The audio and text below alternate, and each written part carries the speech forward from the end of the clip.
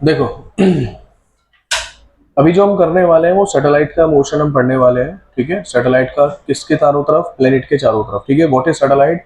Satellite एक ऐसा object होता है जो किसी भी फिक्स्ड ऑब्जेक्ट के चारों तरफ रेवोल्यूशन अगर करेगा तो उसे हम सैटेलाइट बोलेंगे। क्या बोलेंगे? सैटेलाइट। बात समझ में आ रही? ठीक है। अच्छा, सैटेलाइट में आपको एक बात ध्यान रखना है, जैसे मैंने कहा कि ये अर्थ है। ठीक है, ये अर्थ है और अर्थ का जो नेचुरल सैटेलाइट है, अर्थ का नेचुरल सैटेलाइट कौन है? मून। कौन है? मून। तो आपको ध्यान रखना है कि अगर आपको मून के मोशन की स्टडी करनी है ना, तो आपको ये कंसिडर करना पड़ेगा कि अर्थ जो है वो किस में हो? अर्थ हो हमारा रेस्ट में। किस में? रेस्ट में। बात समझ में आ रही? ठीक है। अगर आपको मून के मोशन की स्टडी करनी है तो मून जिस प्लेनेट के चारों तरफ फिक्स्ड ऑर्बिट में रेवोल्यूशन कर रहा है, तो आपको उस प्लेनेट को किस में मानना पड़ेगा? रेस्ट में। किस में मानना पड़ेगा? रेस्ट में। जब जाके आप उसके मोशन की स्टडी कर पाएंगे। कोई कंफ्यूजन तो नहीं है? ठीक है। जो नॉर्मली बुक्स होती है, नॉर्मली बुक्स में लिखा रहता है कि मून का जो मास होता है, अर्थ का जो मास होता है मून के मास के 100 टाइम्स होता है, बट नॉर्मली वो मास 80 टाइम्स होता है। कितने टाइम्स? 80 टाइम्स। अब इतने बड़े ऑब्जेक्ट में हम थोड़ी बहुत चीजों को इग्नोर करके चलते हैं। फिजिक्स अप्रोक्सीमेशन के ऊपर चलता है। ठीक है, बात समझ में आ रही है? जैसे इस पूरी दुनिया में रेस्ट और मोशन डिफाइन नहीं है, वो किसी के रेस्पेक्ट में डिफाइन है, ऐसे फिजिक्स अप्रोक्सीमेशन में चलता है। समझ आ रही है बात? तो अभी हम ऑर्बिटल स्पीड निकालेंगे कि अगर कोई सैटेलाइट किसी भी प्लेनेट के चारों तरफ अगर रेवोल्यूशन कर रहा है तो उसकी ऑर्बिटल स्पीड कितनी होगी, वो हमें फाइंड करना है। बात समझ में आ रही है? ठीक है, चलिए उसे फाइंड करते हैं।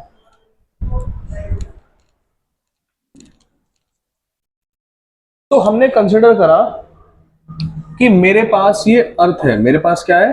अर्थ। ये अर्थ का रेडियस आर ही, और अर्थ का जो मास है वो कैपिटल एम, और एक सैटेलाइट है, इसको मून कंसिडर कर लो। ये मून इसके चारों तरफ इस तरीके से अपने ऑर्बिट में रेवोल्यूशन कर रहा है। ठीक है, ये मून इस तरीके से अपने ऑर्बिट में रेवोल्यूशन कर रहा है। समझ आ रही है बात? यहां से लेके यहां तक का डिस्टेंस मैंने एच बोल दिया। कितना बोल दिया? एच। देखो हम जानते हैं कि जब कोई भी बॉडी अगर सर्कुलर मोशन करेगा तो उसको सर्कुलर मोशन कराने के लिए क्या चाहिए? Centripetal force. क्या चाहिए? तो यहाँ पे सेंट्रीपिटल फोर्स का काम कौन कराता है? यहाँ पे ग्रेविटेशनल अट्रैक्शन। कौन कराता है?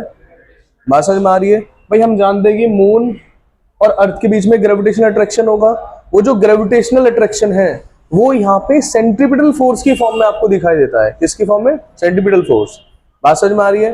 हम ये बहुत अच्छे से जानते हैं कि अगर कोई बॉडी सर्कुलर मोशन करेगी तो उसके लिए हमें सेंट्रीपिटल फोर्स की जरूरत होती है, और यहाँ पे सेंट्रीपिटल फोर्स कौन प्रोवाइड कराता है? अर्थ और मून के बीच का ग्रेविटेशनल अट्रैक्शन। कोई कंफ्यूजन तो नहीं है? तो देखो बहुत बढ़िया। तो अगर ये इसके चारों तरफ इस तरीके से रेवोल्यूशन कर रहा है तो इसे सेंट्रीपिटल फोर्स की जरूरत होगी। सेंट्रीपिटल फोर्स का फॉर्मूला क्या होता है? F is equal to M V square upon R. M V square upon R. ठीक है, अभी जब सेंट्रीपिटल फोर्स के फॉर्म में ऐसे मोशन कर रहा है तो इस मून का मास मैंने बोल दिया m। कितना बोल दिया? m। मास ऑफ मून है m, और इसकी वेलोसिटी को हमने बोल दिया vo। यही ऑर्बिटल वेलोसिटी आपको फाइंड करनी है कि ये किस ऑर्बिटल वेलोसिटी से इसके चारों तरफ मोशन कर रहा है। कोई कंफ्यूजन तो नहीं है? तो centripetal force m vo square upon r। अगर मैं आपसे पूछूं व्हाट इज r, तो अर्थ के सेंटर से यहां तक का डिस्टेंस कितना होगा? R E plus H. ये स्मॉल आर कितना होगा भाई? R E plus H. R E plus H. तो ये वैल्यू हमने यहां पे रखी, तो F is equal to M V O square upon R E plus H. Equation number 1। और ये किसकी वजह से आया? This is due to centripetal force. किसकी वजह से? सेंट्रीपिटल फोर्स की वजह से। कोई कंफ्यूजन? अब इन दोनों के बीच में ग्रेविटेशनल अट्रैक्शन भी लग रहा होगा।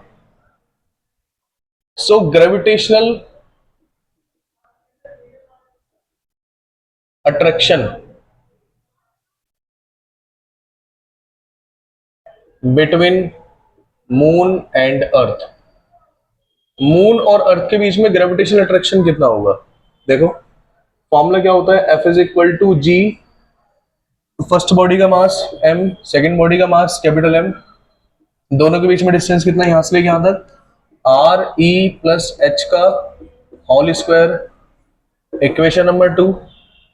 दोनों फोर्स की वैल्यू है, दोनों को आपस में इक्वल कर दिया। ठीक है, equation 1 is equal to equation 2।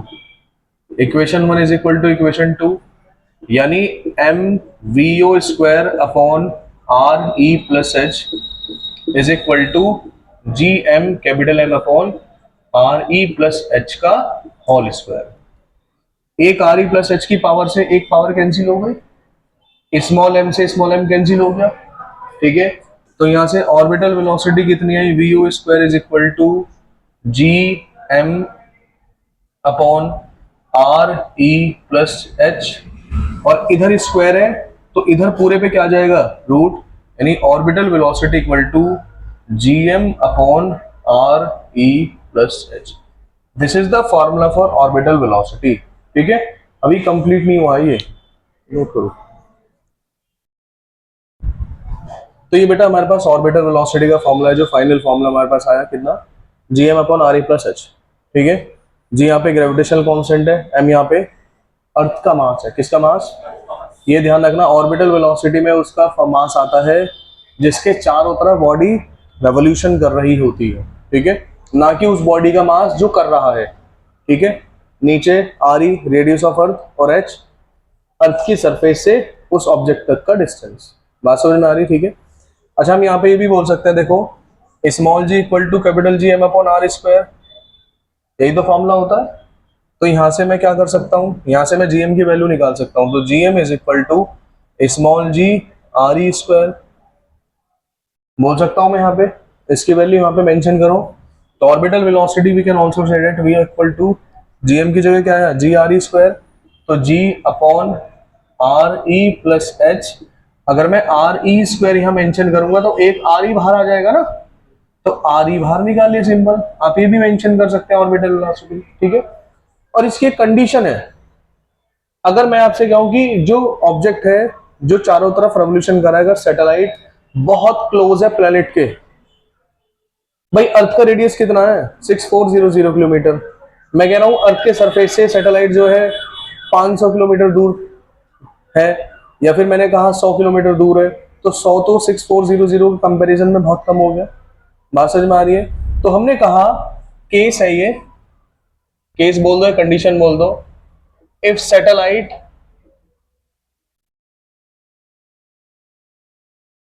Is very close to planet, अगर सैटेलाइट प्लेनेट के बहुत क्लोज है तो इस कंडीशन में जो हमारा एच है वो किससे छोटा हो जाएगा, आर ई से, और एच को हम क्या मान लेंगे, जीरो, क्या मान लेंगे, जीरो, बात समझ में आ रही है, ठीक है।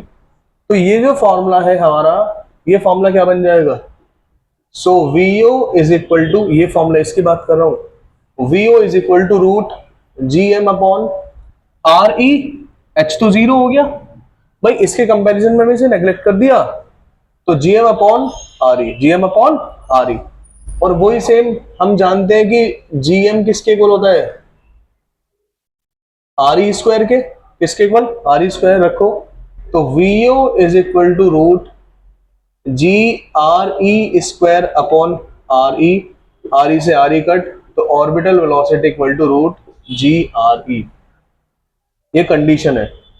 और अगर मैं यहाँ पे g की वैल्यू मेंशन करूं और रेडियस ऑफ अर्थ मेंशन करूं, तो VO is equal to root G की वैल्यू 9.8, रेडियस ऑफ अर्थ कितना 640000, अगर आप इसे किलोमीटर में ही सॉल्व करेंगे तो ये वैल्यू सॉल्व करके आती है 8 किलोमीटर पर सेकेंड, कितनी आती है, 8 किलोमीटर पर सेकेंड, समझ आ रही है बात। अगर कोई सैटेलाइट हमारे अर्थ के आसपास बहुत क्लोज मोशन कर रही है तो उसकी वेलोसिटी कितनी होती है, 8 किलोमीटर पर सेकंड, ये भी बहुत बड़ी वेलोसिटी है, एक सेकंड में 8 किलोमीटर का डिस्टेंस ट्रेवल कर रहा है, कंफ्यूजन तो नहीं है, फटाफट नोट करो इसे।